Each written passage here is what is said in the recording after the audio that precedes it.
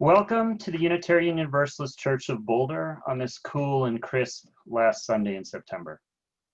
My name is Jim Rao, and I will be the worship leader for today's service.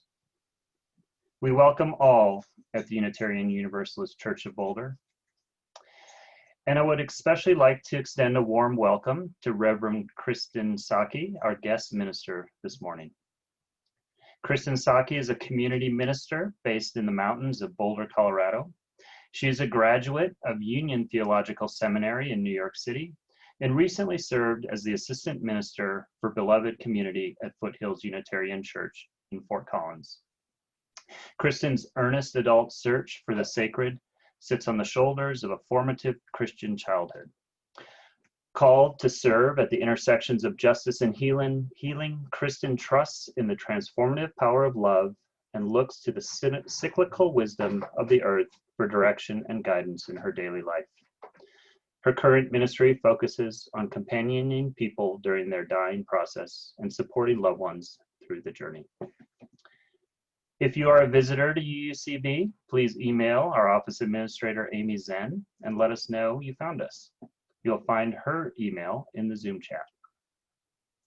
Our church website also has a great deal of information about the church and activities, and while you're there, be sure to check the Touchpoint blog. Now, please mute your microphones and join us for worship.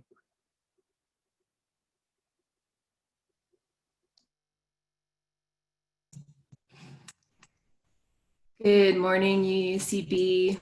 It's good to be with you. I call us to worship this morning with these words from the Reverend M. Barclay. Come and be still, says the holy. Linger in love's presence.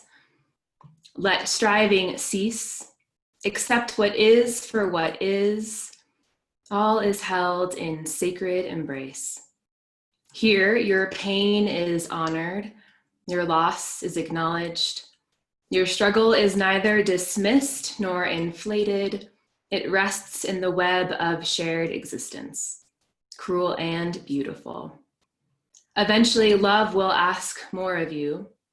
Honesty, change, commitment, compassion. But in this moment, feel the nearness of the source of life itself, tender and fierce. Know that the infinite embraces you in all the ways that you are essential and not. So let your chest rise and fall in the rhythm of the breath of eternity. Slow, gentle, consistent. And come, let us worship together this morning.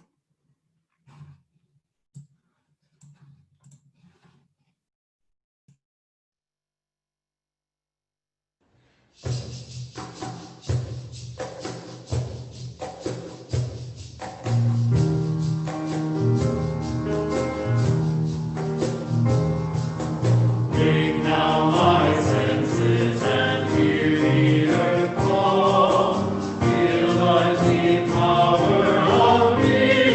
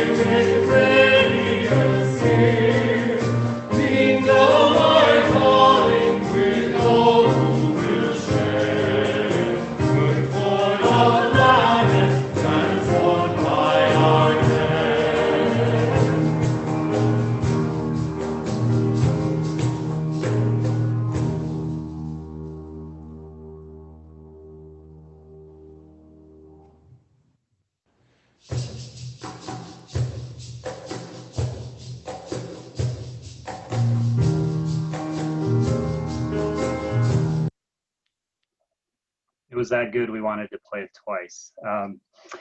So if you have a personal chalice or candle near your computer, please get ready to light it. We invite you to type in the chat box where your chalice is lit, the street or neighborhood if you're in Boulder, or what city you're joining us from if you're elsewhere. Now, traditionally, the worship leader finds a chalice lighter from the congregation to share their story, an insight, or maybe something about what inspires them about UUCB. And as I was thinking about it, I realized that it had actually been several years since I lit the chalice. And I've had some things on my mind lately. So I thought I would take the liberty of selecting myself as chalice lighter. And what's been on my mind is covenant. I grew up in Wisconsin, attending a Lutheran church, a very liberal church, but also a very creedal religion. From my limited experience, I didn't even know there was anything different until Whitney and I started looking for a spiritual home for our family back in 2009. I wasn't expecting the exact same liturgy of my youth, but definitely some repeated creeds and likely the Lord's Prayer, but maybe with sins or debts instead of the familiar trespasses. And what we found was Unitarian Universalism, the 7 principles, and a distinct lack of doctrine and creedal beliefs. We are drawn to the focus on the shared agreement or covenant to affirm and promote those 7 principles. I like my new religion and expanded understanding of covenant, and for the last 10 years, while raising 2 kids and working through our own life challenges, those 7 principles in our community have been an important pillar to us. Now, why it's been on my mind is because since joining the board of trustees this summer, it's been turning over and over in my mind about what this covenant is that we're in. In one of our board meetings, the assertion was made that UUCB is out of covenant, particularly with marginalized groups, BIPOC and trans communities. Past and recent transgressions, their impact, a lack of focus, lack of action were all cited. And truthfully, this stung a bit. We're UUs after all. How's that even possible? So I've been wrestling with it. And I've been thinking about how we've lost our 3D interactions. We are frustrated and angered by politics and politicians. We are angered, scared, and incensed by the continued killing and mistreatment of Black lives. We are struggling to place and understand ourselves in a white supremacy, white privilege culture. Our traditional ways of coping, grieving, connecting, find themselves missing or happening through these little rectangles on a screen. But we're also human. We make mistakes and sometimes are insensitive. And all in all, we are wholly imperfect. And I say all that not as an excuse or even a grand epiphany, but as a fact and a reminder. Life is especially hard at this moment. And where I have landed on understanding our UUCB notion of covenant, that is, it is about the process. Despite and because of where we are at the moment, we have to work at it and work that much harder at it. Our covenant is not just believing in our hearts the inherent worth and dignity, justice, equity, compassion, and human relations, and so forth. It is to affirm and promote those values, action and effort. Personally, I've been educating myself, starting to unpack my white fragility, reflecting, discussing with, and listening to BIPOC and trans people in my life, seeking perspective, and listening to others in the community, entering those difficult conversations and embracing the discomfort and my own imperfection. So I've asked our Zoom usher, Janet, to put 2 links in the chat. First is our Covenant of Respectful Relations, which is a great touchstone for practicing covenant.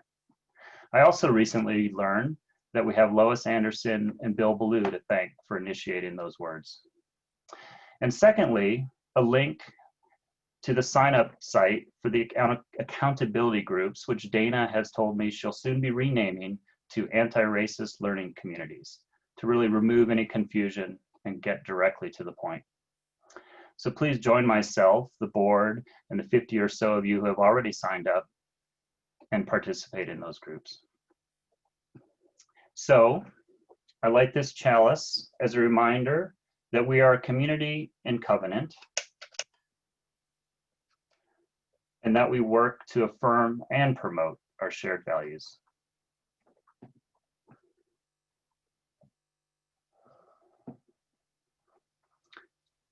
Now, may the many chalice lights shining across our community inspire us with the knowledge that even in our individual homes and locations, we are together with others in our shared hopes and faith.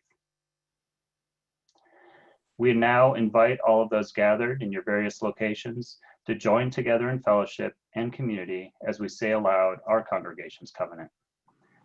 The words are in the order of service and on the screen.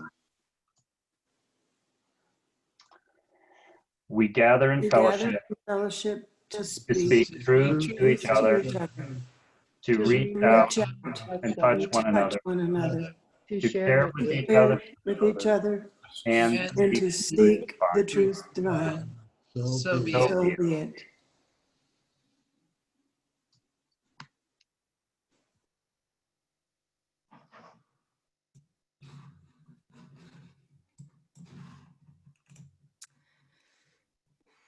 In this deep connection with all of life, let us tune into our own joys and concerns. So what is on your mind and what is on your heart today? In the quiet of your own thoughts, lift up all that weighs on you, all of the grief, all of the worry, all of the pain. Whatever it is, however small, however big, let us all hold this with each other in a few moments of silence.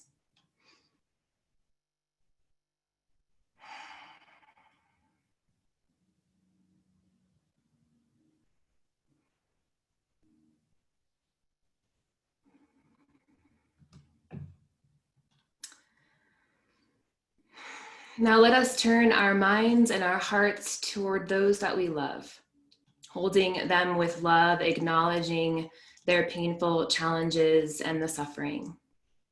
So I invite you now to share these concerns in the chat box, and I will lift up and name a few as they come in.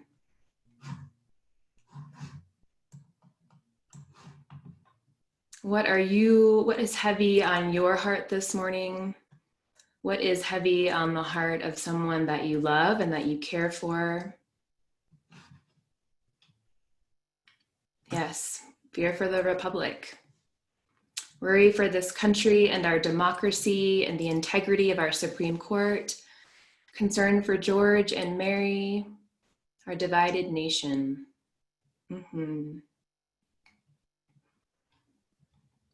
Yes, there's a collective heaviness.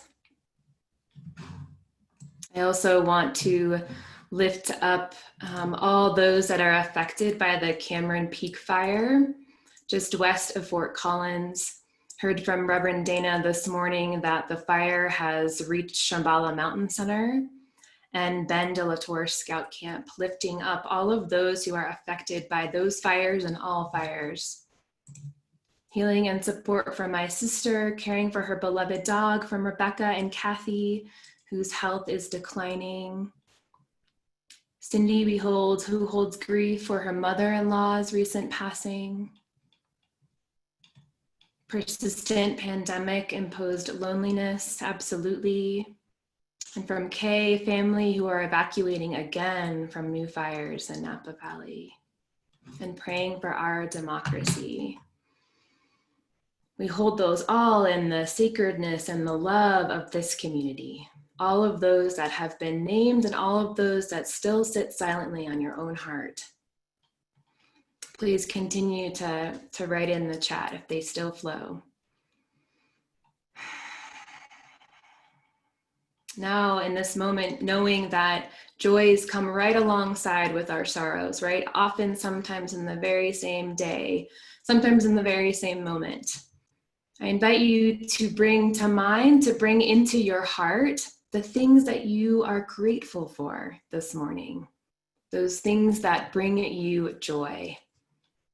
And again, please post, as I think some already came in, those joys and celebrations in the chat box. With joy, we celebrate with Carol, who gets to see her son today. Beautiful fall colors, absolutely. I'm looking out the window right now at oranges and yellows. Grateful for Boulder Mountain Parks. The cool day and the yellow leaves are a joy from Alan. I'm so with you. Our granddaughter in town. Grateful for my aunt and uncle who housed us for 2 months and had endless patience and generosity, love and family, security and home, the freedom to speak out against the government. True. Yes, keep those coming in, whatever, however small, right? Sometimes we just have to bring our attention to it. It's already in our day. It's already in our life, something that brings us joy and gratitude. For all of these blessings and all of these concerns, as well as all of those that remain silently on our hearts, we hold all of it with compassion and space with love. And thank you for all of the many ways that you bless one another.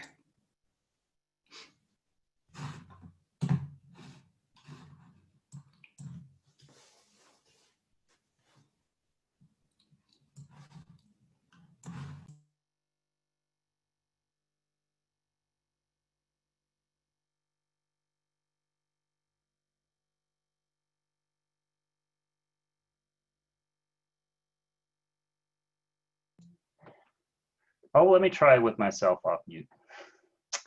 Our reading this morning is called At One, and it's by Reverend Victoria Safford. Imagine this. On the days between Rosh Hashanah and Yom Kippur, every fall, every year, the people make their peace with anyone they have wronged or slighted or injured or in any way neglected in the past 12 months. The task is not to patch things up, smooth things over, reach a compromise, or sweep mistakes and uneasy memories under the rug. The task is not to feel better. The task is ownership. The goal is truth for its own redemptive sake. I did this. I said this to you and it was wrong. I neglected this. I botched this. I betrayed you thusly. I demeaned you, whether you ever knew it or not. This is the truth in which both of us are living. I ask you to forgive me. Imagine how many deep breaths you would need to take. Imagine how many doors you'd have to knock on, how many phone calls you'd have to make, how many letters, how many lunches and coffees, how many awkward moments with your children and your parents and with strangers, that cashier to whom you spoke so sharply. Awkward is irrelevant. The task is not about comfort, it is about truth, about wholeness and holiness. Restoration. Imagine this. Someone has been preparing all year to speak with you, to write to you, to ask you a hard question. Perhaps in some way not quite conscious, you have even known this and you have been preparing too. Finally, you answer the door or the phone or open the letter with shaky hands, and there it is. What you thought you'd be longing for, but really have dreaded. Someone is asking your forgiveness. The task is not about comfort, it is about truth. Awkward is irrelevant. You get to choose now. You have to choose whether and how you'll participate in restoration. Abandon the pleasant piety that claims knee-jerk forgiveness as the unquestioned moral course. You get to choose which way will be right in this case, between you as persons and with all your gods. What response will make the world more whole? Imagine Something yearns in us to come round right, something creaky, rusty, heavy, almost calcified within us tries, in spite of us and of all our fears and self-deceptions, to turn and creak and turn again and come round a little truer. Something in us stretches towards conversion. Imagine healing wholly from within.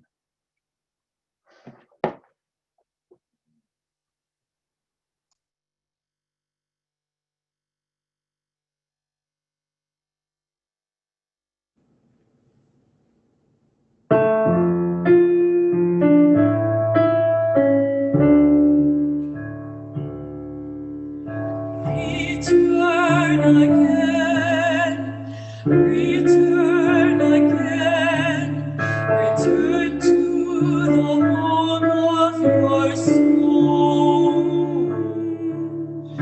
Return again, return again, return to the home of your soul. Return to who you are. Return to what you are. Return to where you are. Born and reborn again. Return to who you are. Return to what you are. Return to where you are. Born and reborn again. Return again. Return again. Return to the home of your soul. Return again. Return again. Return to the home of your soul.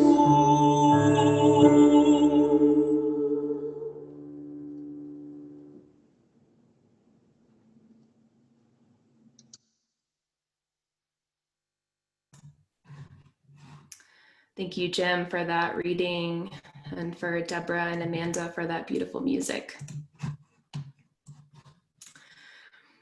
The first wedding I ever did was alongside a rabbi.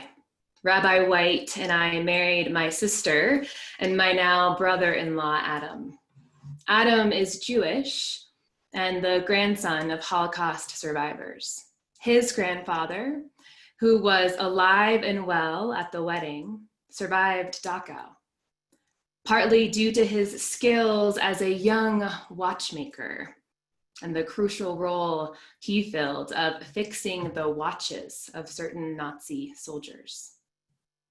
I thought a lot about him recently because my sisters and brothers-in-law asked me if I would be the spiritual guide for my 4 nieces and nephews just a couple of weeks ago. I have 2 sisters and each has 2 kids under the age of 6. Only one set of kids is Jewish or half Jewish, as was described to me. But all parties are open and eager to connect to the knowledge and wisdom of Judaism, which is actually quite Unitarian Universalist. To open ourselves to the wisdom of the world's religions, not in a colonial or in a cherry-picking sort of way, although this has been our tendency as a tradition, but grounded in real relationship. There are many Jews who are also Unitarian Universalists, after all, including, I imagine, in this very community, whose particular stories and knowledge no doubt do or could enrich this community. And so I sat down a week or so ago to think about what the first lesson could be with my nieces and nephews, and I knew it had to be about apologies.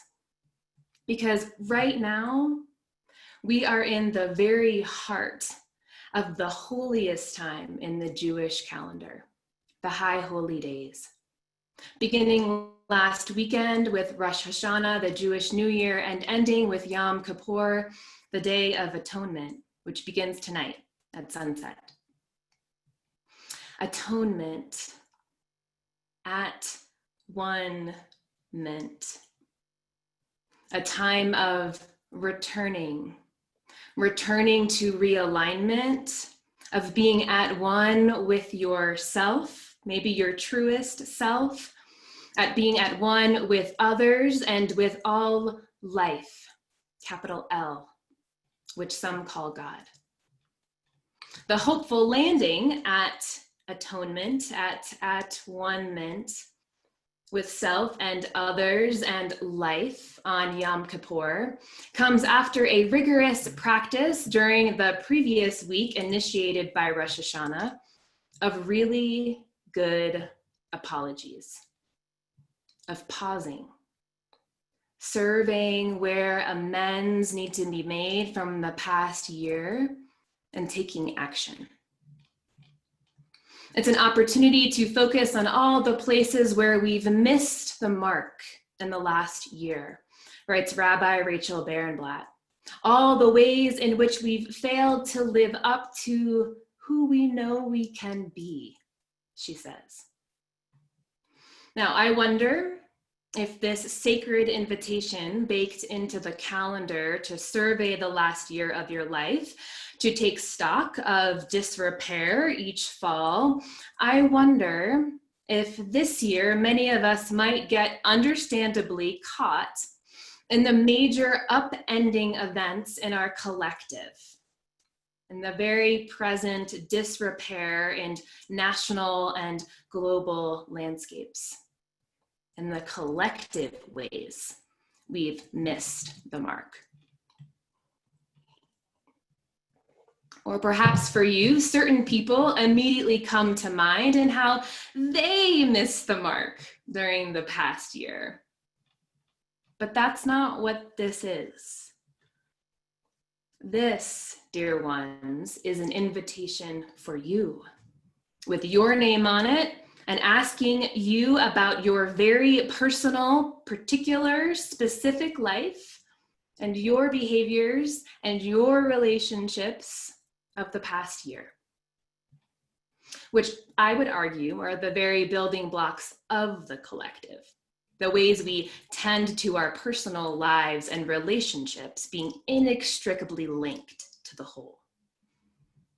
And as Reverend Victoria Safford puts it from our reading today, the task is not to patch things up, smooth things over, reach a compromise, or sweep mistakes and uneasy memories under the rug.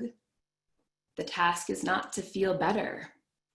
The task is ownership. The goal is truth for its own redemptive sake.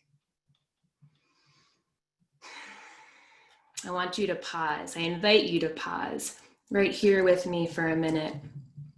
Maybe take a deep breath. And if you're willing, bring to mind someone in your life or some moment, an event or interaction from this past year. Maybe it was between you and a friend, you and a spouse, you and a partner, maybe between you and your child or a parent. I invite you to bring to mind someone you'd like to apologize to for this particular thing, this particular moment. Even if it was months ago, whether it feels like a really big thing or a really small thing. I'm not going to ask you to share it out loud with anyone. So really, within the honesty of your own heart, who is someone you'd like to offer an apology? And for what? Or someone you think you might want to offer an apology? My advice is to trust the first person and the first thing that came to mind. Now, I knew when I was writing this week, I was going to have to share my own example. One immediately came up and I didn't want to share it. I didn't really like the way it made me look, which is often the case, which is pretty common.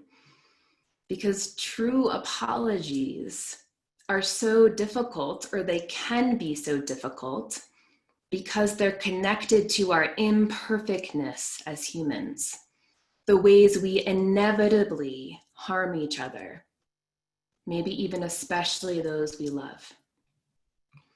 Apologies can be hard because they require us to look at ourselves, to look at parts of ourselves that we might not like or that we don't want to see. But in the words of psychologist Dr. Harriet Lerner, we're all connected. We all screw up. We're all imperfect human beings, and for this reason, the need to give and receive apologies will be with us until our very last breath.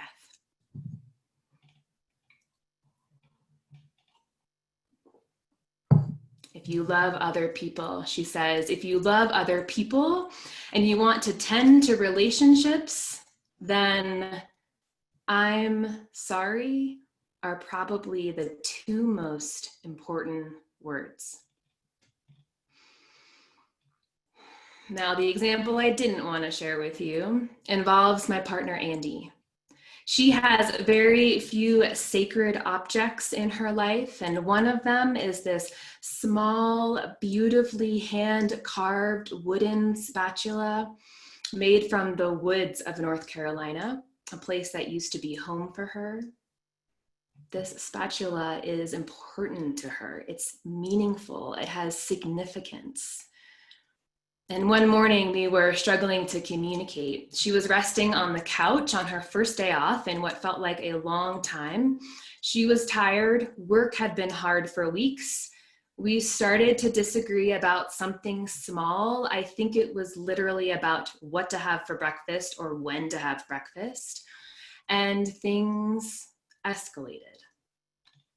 Now, later that day, when we reflected on what had happened that morning, and I was of clear mind and could see that although we were arguing about breakfast, what I was really feeling was at a deeper level. Because she had been working so hard and so much recently, I had missed her. And the fact that she was resting on the couch that morning made me race off with thoughts and feelings that she was going to be too tired to do any of the fun things we had planned for our shared day. So rewind to that morning. And in the heat of the moment, I had this lovely little wooden spatula in my hand. I was standing in the middle of the kitchen and I threw it on the floor and it shattered. Within seconds, I wanted to throw myself on the rewind button and take it back. I couldn't believe I had just done that.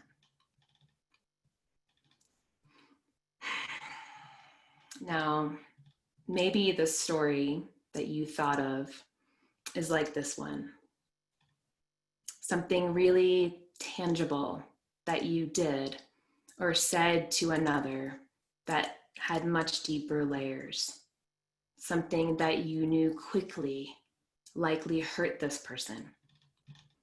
Or perhaps the story you're holding in your heart and mind is more complicated and less tactile than this example. I invite you to stay close to your story. The goal is truth for its own redemptive sake, writes Reverend Victoria Safford. She continues, I did this. I said this to you and it was wrong. I neglected this. I botched this. I betrayed you thusly. I demeaned you, whether you ever knew it or not. This is the truth in which both of us are living, and I ask you to forgive me, she writes. Offering a true apology from the heart and asking for forgiveness doesn't actually mean forgiveness will be given. And it turns out this is not required for a good apology.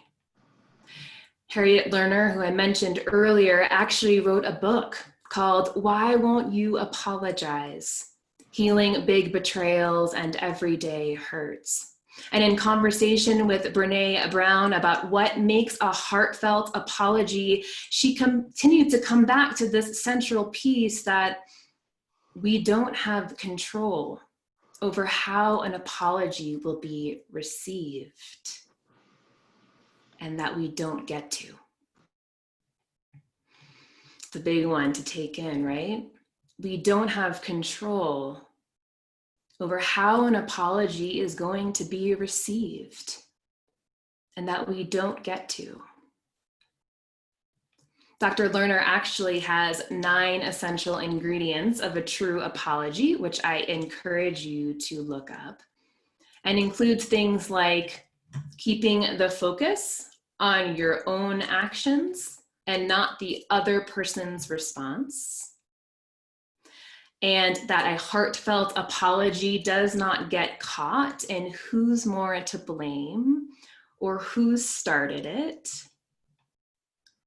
And it is, of course, offered from the heart and not in a way that's sort of overdoing it. I appreciate Lerner's perspective, describing the power and the critical role of heartfelt apologies in relationship, specifically within relationships where making mistakes and apologizing is shared, right? And moves in both directions in some way or another. So a few minutes after I tried to collect the pieces of Andy's wooden spatula scattered across the kitchen floor, I slowly walked up the stairs, feeling heavy and vulnerable, but also sobered by my own behavior. She was sitting at the edge of the bed with her own heaviness, sadness, some tears in her eyes. I'm so sorry, I said with what felt like my whole heart. I know how important this was to you, and I'm so sorry I broke it so intentionally.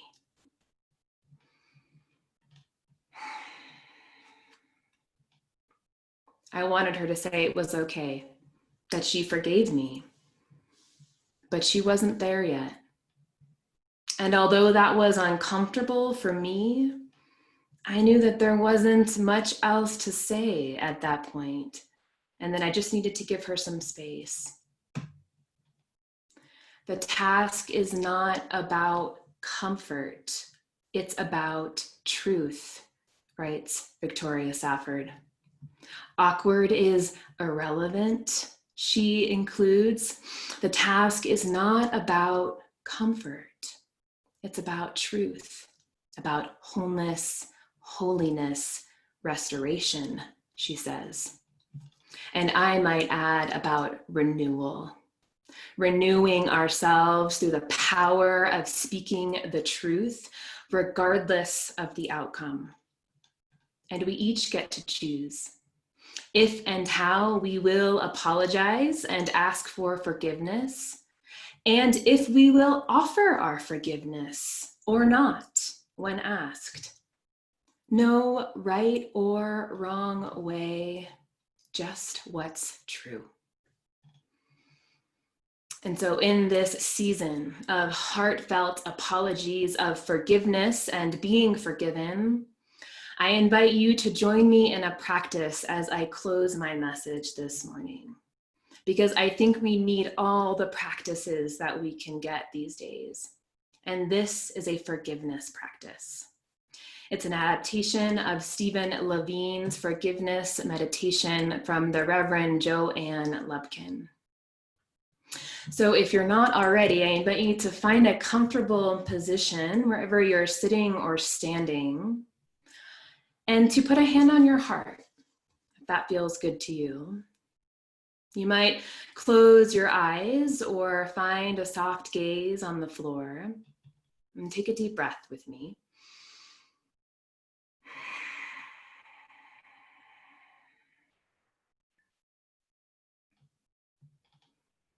Now, with your eyes still closed or with that soft gaze, bring into your heart the image of someone you wish to ask for forgiveness.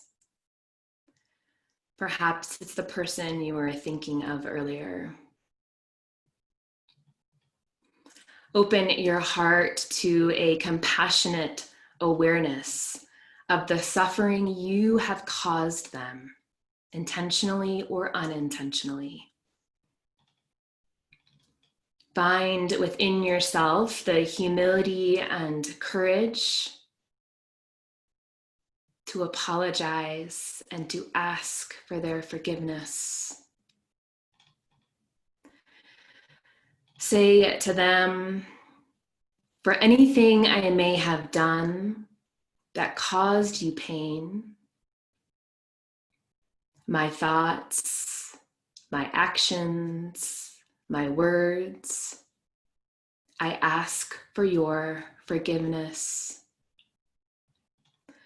For all those words that were said out of forgetfulness or fear or confusion, I ask your forgiveness.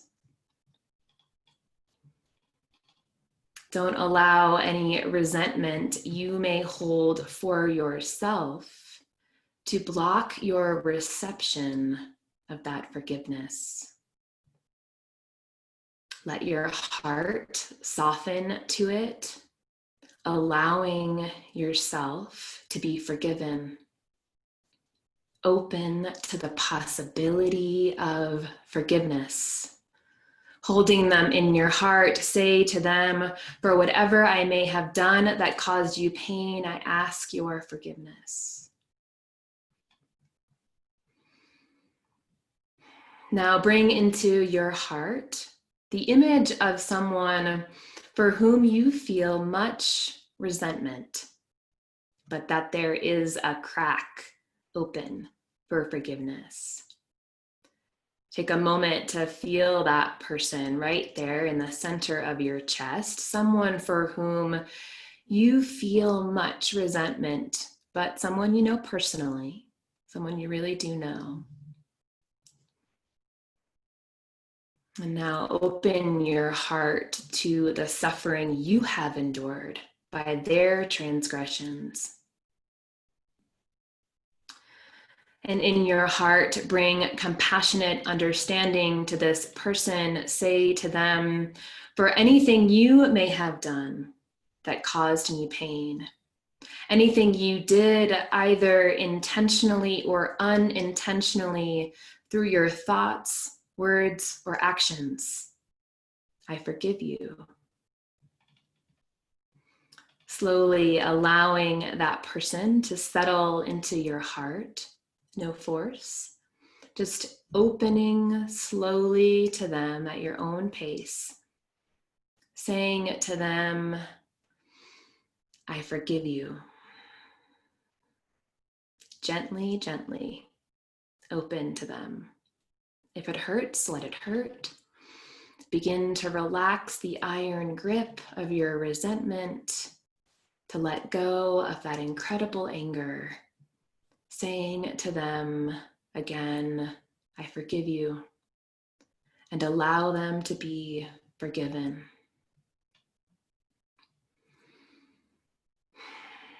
Now, finally, bring an image of yourself into your heart, floating at the center of your chest. Open your heart to a compassionate awareness of the suffering you have caused to yourself and others in this passing year. Bring your attention to the ways of being you have taken on, consciously or unconsciously, that have caused you to miss the mark in this passing year. Realize how those ways of being no longer serve you. Bring yourself into your heart, using your own first name, saying to yourself, for all that you have done in forgetfulness and fear and confusion, for all the words and thoughts and actions that you may have caused pain to anyone, I forgive you. Open to the possibility of self-forgiveness. Let go of all the bitterness, the hardness, the judgment of yourself. Make room in your heart for yourself, saying, I forgive you, to you. Take another deep breath. Let your eyes open if they were closed. Amen. And may it be so.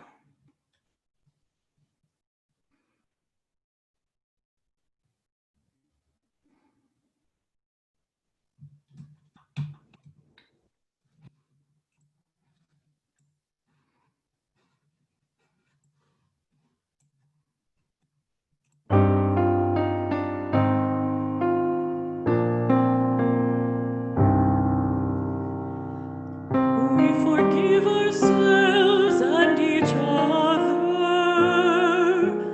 We begin again in love.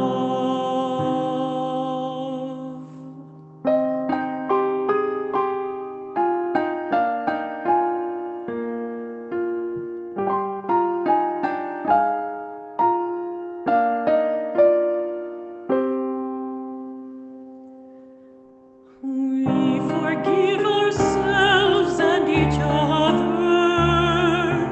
We begin again in love.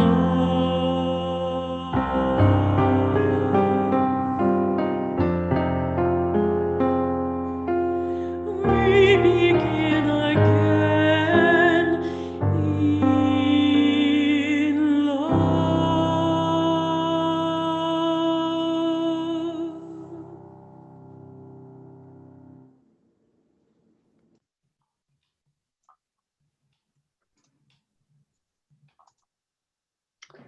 This month is the beginning of our 2021 Share the Plate program, which begins with Safe House Progressive Alliance for Nonviolence, or SPAN.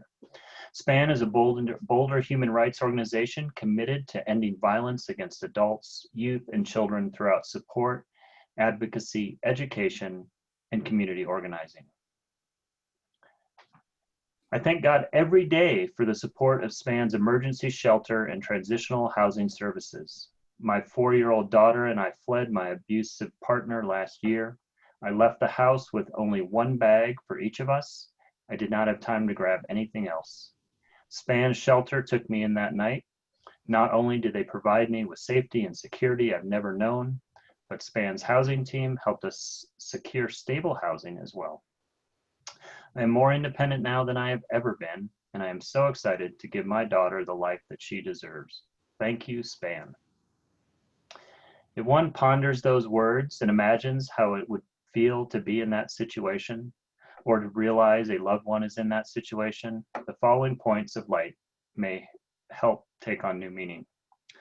In 2019, SPAN answered over 8,500 crisis hotline phone calls. They provided 277 adults and 90 children with confidential emergency shelter. They provided almost 500 individuals legal and advocacy support. They facilitated individual, group, and family counseling for 544 adults and 286 children. And lastly, provided 237 people with help finding housing. And the need is growing because those figures represent a 12% increase from the services over 2018. You can make a donation now using the link that we posted in our chat or by sending a check to UUCB. So please be as generous as you can, and we will now receive the offering.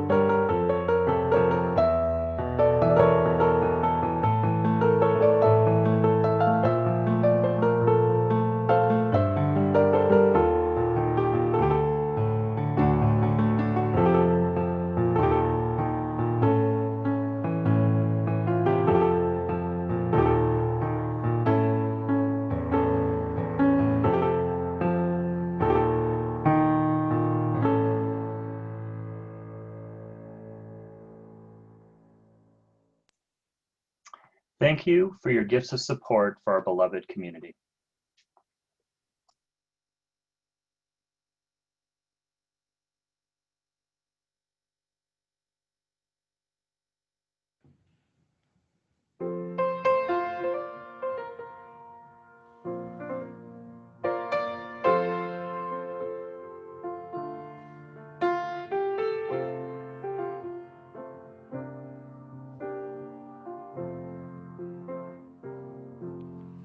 There is more love somewhere. There is more love somewhere. I'm gonna keep on till I find it.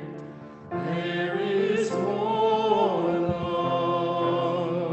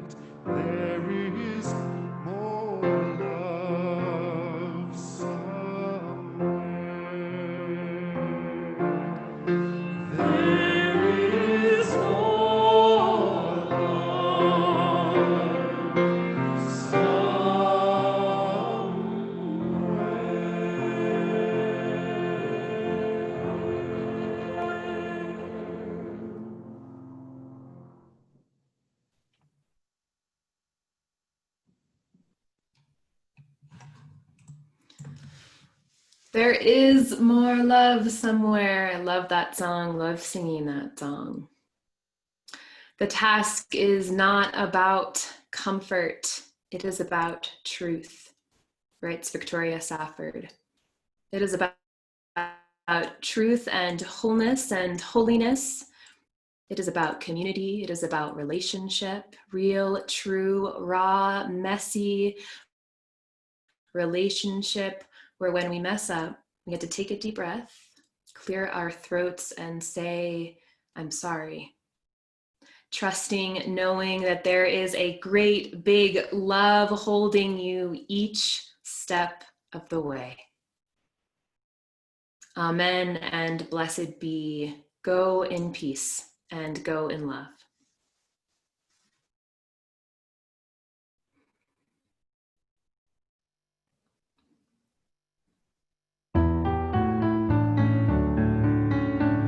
Go your way in peace, wander as you may. Blessed is the path you take, may love guide you on your way. Go your way in peace, wander as you may. Blessed is the path you take, may love guide you on your way.